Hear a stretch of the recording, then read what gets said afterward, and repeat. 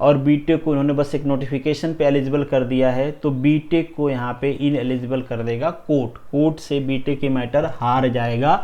अब बीटेक वालों को ऑफेंडेड होने की ज़रूरत नहीं है। अगेन मैंने पहले ही कहा, ये मेरा इंटरप्रिटेशन है, क्योंकि भाई बीटेक वालों की तो कोई गलती है नहीं यहाँ पे। बीटेक वाले तो तभी फॉर्म भरे हैं जब राजस्थान स्टाफ सिलेक्शन बोर्ड ने एक नोटिस निकाला और कहा कि बीटेक एलिजिबल है, तभी तो उन्होंने फॉर्म भरा। अगर पहले कह देते कि बीटेक एलिजिबल नहीं है तो वो फॉर्म ही नहीं भरते। बहुत आसान सी भाषा है।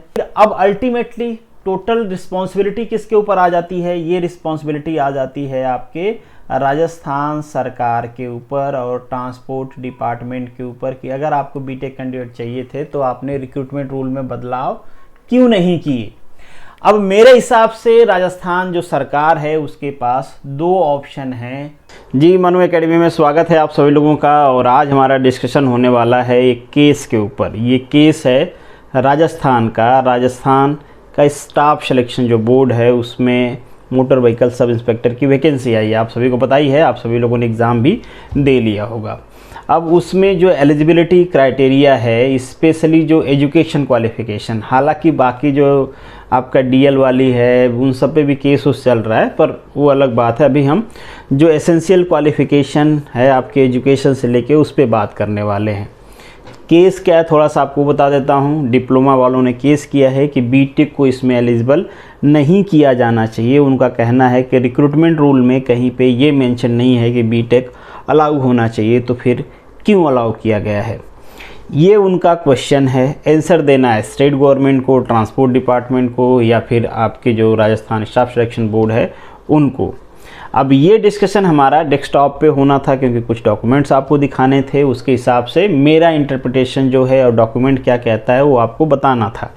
बताना भी इसलिए था क्योंकि आप पूछ रहे हो। नहीं तो जनरली केस को डिस्कस करना ऐसा है ना कि अपने हाथ में घी लगा के आग में डालने में, ये आग ज़्यादा तेज़ी से पकड़ेगी। क्योंकि जैसे ही केस डिस्कस करोगे आपका अपना कुछ इंटरप्रिटेशन होगा, वो किसी के फेवर में जाएगा तो डेफिनेटली किसी के अगेंस्ट जाएगा। तो जिनके फेवर में जाएगा वो तो कहेंगे सर मतलब एकदम सही बात बोले हो आप, और जिनके अगेंस्ट में जाएगा वो तो कुछ भी बोल सकते हैं। जो सपोर्ट करेंगे उनको तो गाली देंगे, कई बार मुझे भी लपेट लेते हैं। तो मैं कहूँगा थोड़ा सा आप शांति से समझिए, क्योंकि ये कोर्ट का डिसीजन नहीं है।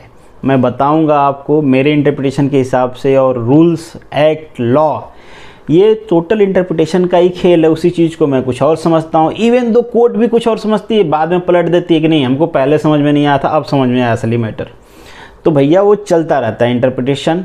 मैं जो करूँगा वो मेरा इंटरप्रिटेशन है, मेरे नॉलेज के हिसाब से, तो उस पर आप अफेंडेड फील मत करो, चाहे वो आपके अगेंस्ट में हो या फिर फेवर में हो। ये बातें भी मैं इसलिए बता रहा हूँ क्योंकि इससे पहले मैंने डिस्कशन किया हुआ था। जब स्टार्टिंग में आपका एडवर्टीजमेंट आने वाला था, मैंने कहा था कि मेरे अंडरस्टैंडिंग के हिसाब से बीटेक को एलिजिबल नहीं किया जाएगा इस बार, पर बीटेक एलिजिबल हुआ। लोग एग्ज़ाम दिए हैं, खुश हैं, अच्छी बात है। अब क्या है, केस किया है, किसने किया है? डिप्लोमा ने केस किया है कि बीटेक एलिजिबल नहीं होना चाहिए। अब क्वेश्चन उठता है कि डिप्लोमा ने ऐसा केस क्यों किया?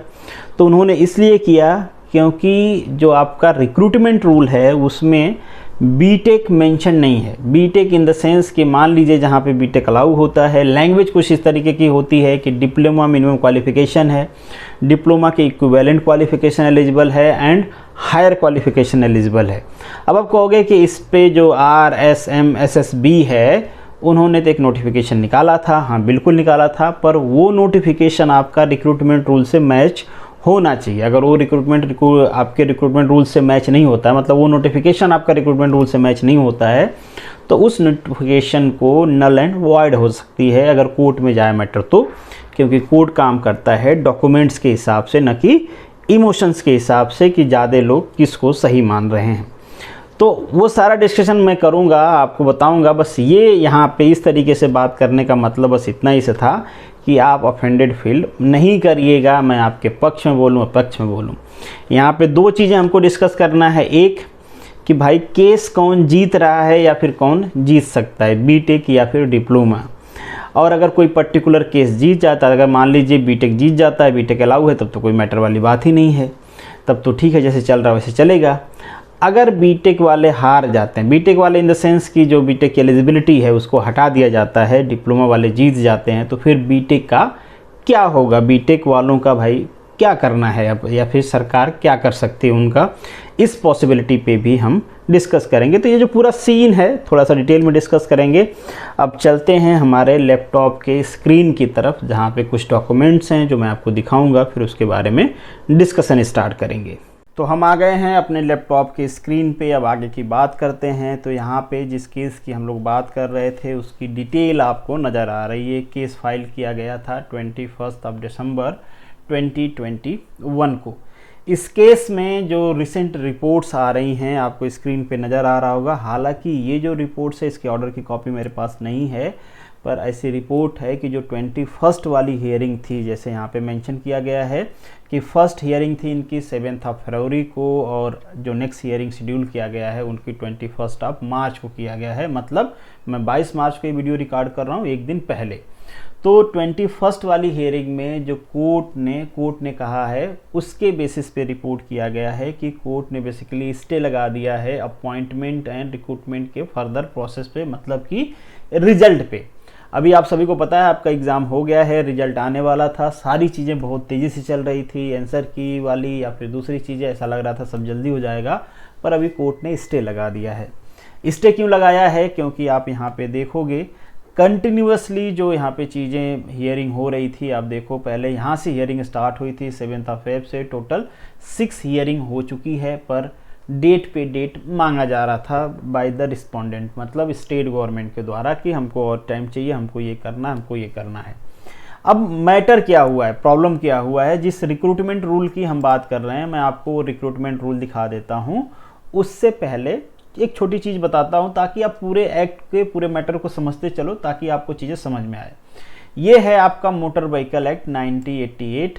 आपके जितने भी रूल्स रेगुलेशंस बनते हैं मोटर व्हीकल एक्ट से रिलेटेड, चाहे वो स्टेट को हों या सेंटर को हों, सबको पावर कहाँ से मिलती है? वो मिलती है मोटर व्हीकल एक्ट 1988। अब इसका क्या रूल है, इसका क्या यहाँ पे रोल है, रूल नहीं, क्या यहाँ पे रोल है वो मैं आपको दिखा देता हूँ। इसका एक सेक्शन है जिसे हम कहते हैं सेक्शन 213, ठीक है। यहाँ पे मेंशन किया गया है 213 के बारे में, जो बेसिकली बात करता है आपके मोटर व्हीकल ऑफिसर के अपॉइंटमेंट के बारे में। अपॉइंटमेंट का डिस्कशन हम लोग इसलिए कर रहे हैं क्योंकि हमको यहाँ पे देखना है कि किसके हाथ में जुरिडिक्शन है अपॉइंटमेंट की क्वालिफिकेशन फिक्स करने का। तो यहाँ पे appointment of motor vehicle officer है। अब सीधा हम चलते हैं 213 पे नीचे। जब 213 पे हम जाएंगे आपके 213 पे, तो वहाँ पे आप देखोगे कि जो 213 का जो सेक्शन सब सेक्शन 3 है, वहाँ पे ज्यूरिडिक्शन दिया गया है स्टेट गवर्नमेंट को। कुछ ज्यूरिडिक्शन स्टेट गवर्नमेंट के पास है। मिनिमम क्वालिफिकेशन का जो ज्यूरिडिक्शन है वो है सेंट्रल गवर्नमेंट के पास, कि central government minimum qualification fix करेगी। सेंट्रल गवर्नमेंट ने जो अपना स्टैट्यूटरी ऑर्डर है वो मैंने इससे पहले वाले केसेस में दिखाए हुए हैं, सभी को पता भी होगा जो फॉलो करते हैं। नहीं पता है तो मैं वो वीडियो लास्ट में लिंक कर दूंगा, उसको देख पाओगे आप। वहाँ पे मिनिमम क्वालिफिकेशन उन्होंने फिक्स कर दिया डिप्लोमा। मतलब जो 4 है वो सेंट्रल गवर्नमेंट को एम्पावर करता है मिनिमम क्वालिफिकेशन फिक्स करने के लिए, बट जो 3 है वो स्टेट गवर्नमेंट को भी एम्पावर करता है कि आप फंक्शन डिफाइन कर सकते हैं। और आपको लगता है कि ये जो मिनिमम रिक्वायरमेंट्स है इससे ज़्यादा आपको कुछ चाहिए तो आप एडिशनली कुछ क्वालिफिकेशन में ऐड भी कर सकते हैं। मतलब मिनिमम को छोड़ के, जैसे डिप्लोमा कहा गया है सेंट्रल गवर्नमेंट के द्वारा, तो स्टेट गवर्नमेंट 12th लेवल पे रिक्रूटमेंट नहीं कर सकती है, वो या तो डिप्लोमा पे कर सकती है या फिर डिप्लोमा में कुछ और ऐड कर सकती है। मतलब वो ज्यूरिडिक्शन है कि चीज़ों को हायर कर सकती है स्टेट गवर्नमेंट, ठीक है। इतनी बात आपको समझ में आ गई। अब वो करती कैसे? ये जो रूल है ये एम्पावर करता है स्टेट गवर्नमेंट को कि आप उससे रिलेटेड रूल्स रेगुलेशंस बना सकते हो। तो स्टेट गवर्नमेंट उसका यूज करते हुए एक रूल्स रेगुलेशंस बनाती है। जैसे यहाँ पे रूल्स है आपका 1963 का, जिसमें बहुत सारी बातें की गई हैं, बट सबका डिस्कशन हम लोग नहीं करेंगे। जो हमारे काम की बातें हैं उसका डिस्कशन करेंगे तो आप समझ पाओगे पूरी बातों को। जैसे यहाँ पे दिया गया है एकेडमिक एंड टेक्निकल क्वालिफिकेशन क्या होना चाहिए, ये कहाँ पे मेंशन है? आपके शेड्यूल में मेंशन है, ठीक है। तो चल लेते हैं सीधा शेड्यूल में, नीचे जाना है हमको। बाकी सारी चीज़ें यहाँ पे मेंशन किया गया है, बट एज सच ये सारी चीज़ें इंपॉर्टेंट है नहीं। हमारे सिलेबस की बात किया गया है, आपके एग्जामिनेशन की बात किया गया है, पर इसके बारे में अभी डिस्कशन करते नहीं है। अभी केवल क्वालिफिकेशन की बात कर रहे हैं तो क्वालिफिकेशन की बात करते हैं। सबसे नीचे है शेड्यूल, ये एग्जामिनेशन पैटर्न की बात किया गया है। इससे ऊपर थोड़ा सा इसको हम लोग रोटेट कर लेंगे, ठीक है, तो हमें प्रॉपरली दिखेगा। ऐसे रोटेट कर लिया हमने। यहाँ पे आप देखोगे कि जो डायरेक्ट रिक्रूटमेंट है उसके बारे में मेंशन किया गया है। अब कहोगे ये है बहुत पुराना, इसमें अमेंडमेंट भी तो हुआ होगा। हाँ बिल्कुल हुआ होगा, अमेंडमेंट भी हो सकता है। और स्टेट गवर्नमेंट के पास पावर भी है कि वो अमेंड कर सकते हैं, उसके ऊपर भी डिस्कशन करेंगे। पर अभी आप देख लो यहाँ पे मेंशन क्या किया गया है। मेंशन किया गया है कि आपके पास डिप्लोमा डिग्री होनी चाहिए ऑटोमोबाइल या मैकेनिकल इंजीनियरिंग में। नीचे और क्या लिखा हुआ है, any qualification in either of the above discipline declared equivalent to the diploma, मतलब बाय द सेंट्रल गवर्नमेंट और स्टेट गवर्नमेंट। यही सेम चीज़ आपके एडवर्टीजमेंट में भी लिखी होगी, ठीक है। अब यहाँ पे क्या डिप्लोमा, क्या डिग्री जो आपका बीटेक है वो डिप्लोमा के इक्विवेलेंट है, इस पे मैंने एक सेपरेट वीडियो बनाया हुआ था कि नहीं होता है। इक्विवेलेंट मतलब दो पैरेलल क्वालिफिकेशन को कहते हैं इक्विवेलेंट, ऐसा नहीं कि एक अपर और एक लोअर को कहते हैं। तो मेरे इंटरप्रिटेशन के हिसाब से मैंने आपसे कहा था कि डिप्लोमा और डिग्री इक्विवेलेंट नहीं है, यहाँ पे मेंशन होना चाहिए डिप्लोमा एंड हायर डिग्री, ठीक है, या फिर डिप्लोमा से ऊपर की डिग्री हो तो ये ज़्यादा एक्यूरेट होता है आपका, तब पता चलता है कि हायर डिग्री वहाँ पे एलिजिबल है। तो मैंने इसी बेसिस पे उस टाइम पे कहा था कि शायद अब नोटिफिकेशन में बीटेक अलाउ ना करें, मगर उसके बाद जब वो वीडियो थोड़ा सा फैली, लोगों ने मेल किया कि बीटेक एलिजिबल है कि नहीं है, तो फिर उनका एक नोटिफिकेशन आता है, जो स्टाफ सिलेक्शन बोर्ड है वो एक नोटिफिकेशन निकालते हैं और कहते हैं कि इस नोटिफिकेशन में मेंशन करते हैं वो कि बीटेक एलिजिबल है, ठीक है। तो उसी नोटिफिकेशन को डिप्लोमा वालों ने चैलेंज किया था। अब ऐसा लग रहा है कि ये जो केस है, इस केस में डिप्लोमा वाले लीड कर रहे हैं बीटेक वालों को, क्योंकि जो कोर्ट ने मांगा है कि आप दिखाइए कि आपने क्या अमेंड किया है, आपका जो रिक्रूटमेंट रूल है क्या अमेंड किया है। तो वहाँ पे जैसी इन्फॉर्मेशन है कहा गया कि नहीं हमारे पास है नहीं। फिर किस बेसिस पे आपने इनको अलाउ किया है, क्या आरपीएससी ने इससे पहले एग्जाम कंडक्ट किया था, उन्होंने अलाउ किया था, उसके बेसिस पे, या जो भी है। ऑर्डर की कॉपी नहीं है केस का, जैसे मैंने आपको यहाँ पे दिखा दिया।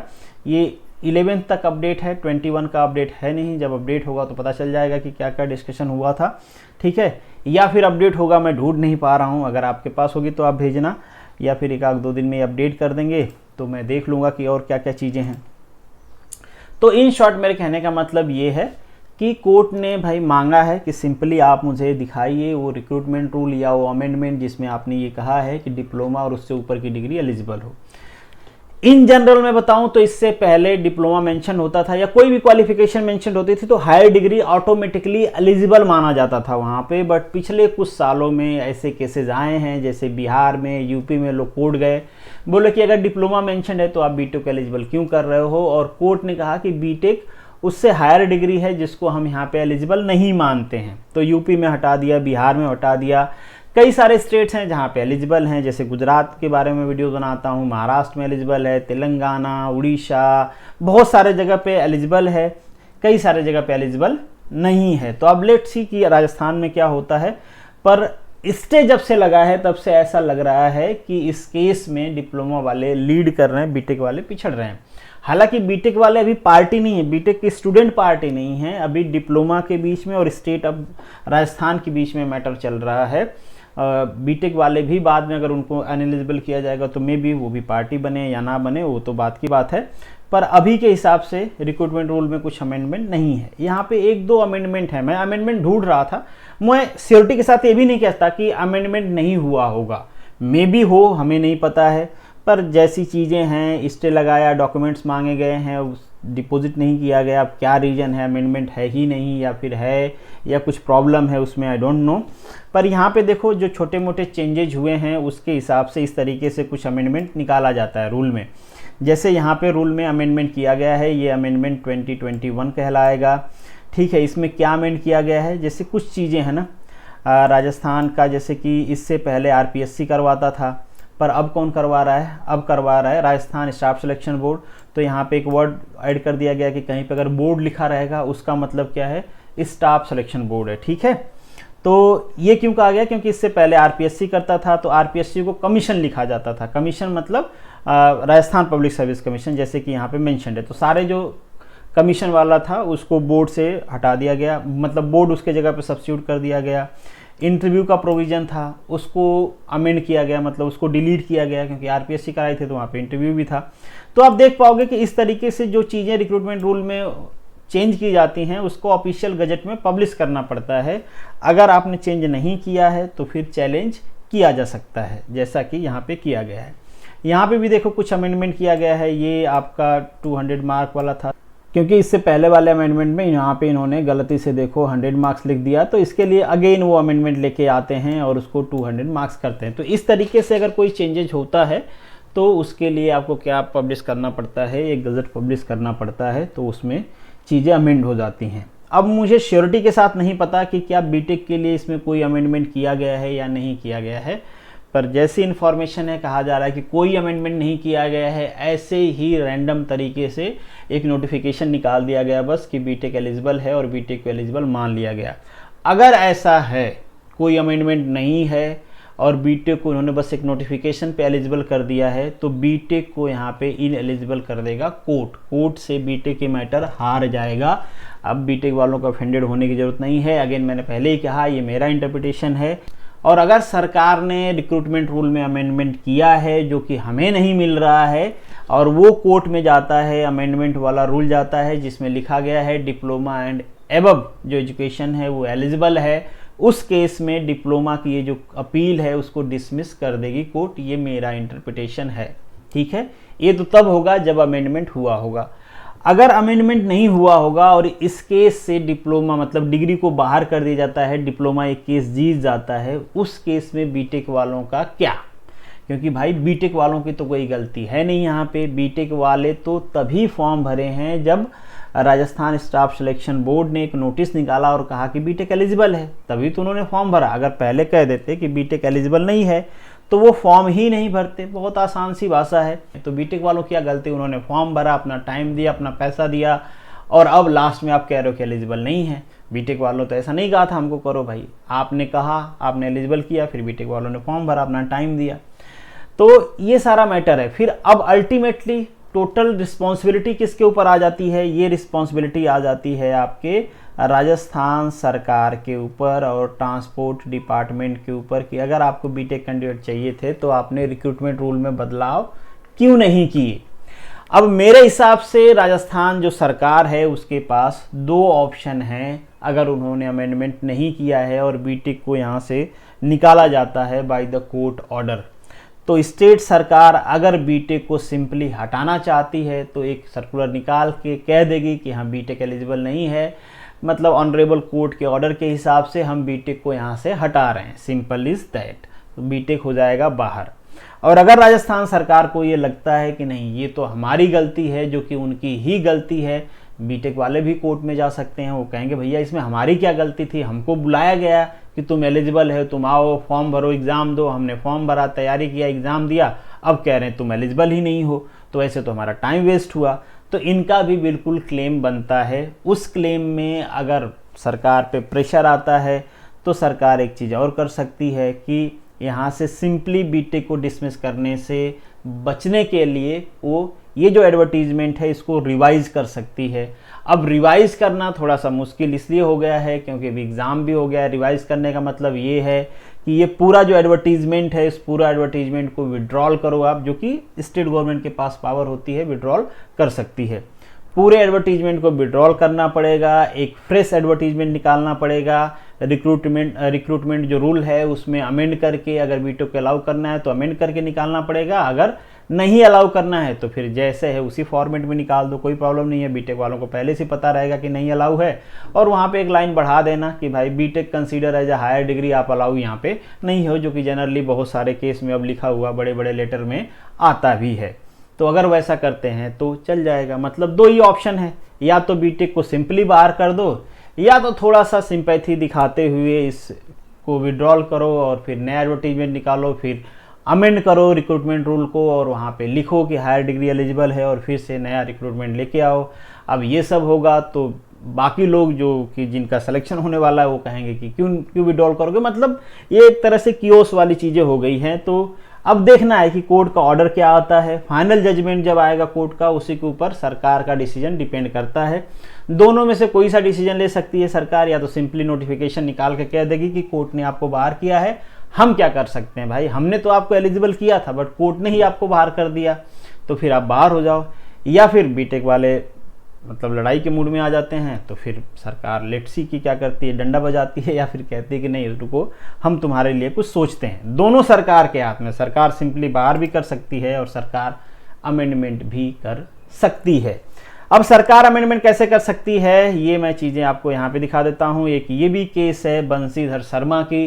ये भाई साहब थे, सेकेंडरी पास थे और इनके पास नेशनल वोकेशनल ट्रेनिंग सर्टिफिकेट था, और इनका ये सारी चीज़ें मतलब उस टाइम पे, उस जब वैकेंसी आई थी, ये वैकेंसी आई थी शायद 1986 की बात है, तो उस टाइम पे इनका जो इक्विवेलेंसी के हिसाब से इस पोस्ट के लिए एलिजिबल थे। बाद में सरकार ने वो रिक्रूटमेंट रूल चेंज कर दिया, मतलब उसको अमेंड कर दिया। ये भाई साहब चले गए कोर्ट में। अब ये मैं पूरा पढ़ नहीं रहा हूँ, पढ़ के जो कंक्लूजन है वो मैं आपको बता रहा हूँ। ये भाई साहब जब गए कोर्ट में, तो इन्होंने कोर्ट में कहा, दलील दी अपनी कि देखो इससे पहले मैं एलिजिबल था, अब सरकार ने रिक्रूटमेंट रूल चेंज कर दिया और मुझे इनएलिजिबल कर दिया है।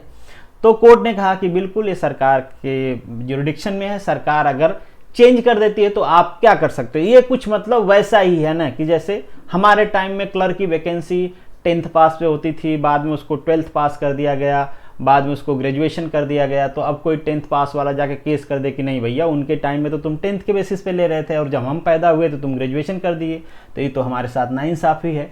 तो कोर्ट क्या कहेगा, ऐसे केसेस को तो डिसमिस ही करेगा। तो वैसे ही इनके साथ हुआ, इनकी केस को डिसमिस कर दिया गया। मतलब ये जो केस है ये बताता है कि स्टेट गवर्नमेंट के पास ये जुरिडिक्शन है कि वो जो रिक्रूटमेंट की क्राइटेरिया है उसको अमेंड कर सकती है। तो अगर बीटेक वालों का सरकार भला चाहेगी तो रिक्रूटमेंट रूल को अमेंड करेगी और एडवर्टीजमेंट को विड्रॉल करेगी, नया एडवर्टीजमेंट लाएगी। और अगर मान लीजिए कोर्ट को कुछ ऐसा प्रूफ मिल जाता है या ये दे देते हैं सरकार वाले कि हमने पहले ही अमेंड किया हुआ है, तब तो फिर कोई बवाल ही नहीं है। तब तो भैया बीटेक वाले भी एलिजिबल हैं, डिप्लोमा वाले भी एलिजिबल हैं, कोई प्रॉब्लम वाली बात नहीं है। हाँ, हर जगह एक ही तर्क नहीं चलता है। ऐसा नहीं कि बिहार में एलिजिबल नहीं है, यूपी में एलिजिबल नहीं है तो राजस्थान में कैसे एलिजिबल हैं। कैसे एलिजिबल हैं, क्योंकि सरकार का मन है एलिजिबल करने के लिए, इसलिए एलिजिबल हैं। जीपीएससी भी एलिजिबल करती है, गुजरात सरकार का मन है कि हम हायर डिग्री वालों को भी हायर करेंगे तो एलिजिबल कर सकते हैं, वो उनका पावर है, तो उसमें कोई रोक नहीं सकता। फिर डिप्लोमा वाले ये नहीं कह सकते कि आप कैसे एलिजिबल कर सकते हो। हाँ, ये केस जरूर होगा कि आपने एडवर्टीजमेंट से पहले क्यों नहीं कहा, तो वो सब सेटलमेंट की बातें हैं, लेट्स सी की क्या होता है। तो ये रहा मेरा इंटरप्रिटेशन। अब इस पूरे मैटर पे आप क्या सोचते हो, आप अपना व्यू कमेंट बॉक्स में प्यार भरी भाषा में लिखोगे तो ज़्यादा अच्छा रहेगा। चलिए नमस्कार, मिलेंगे नेक्स्ट किसी वीडियो में। All the best.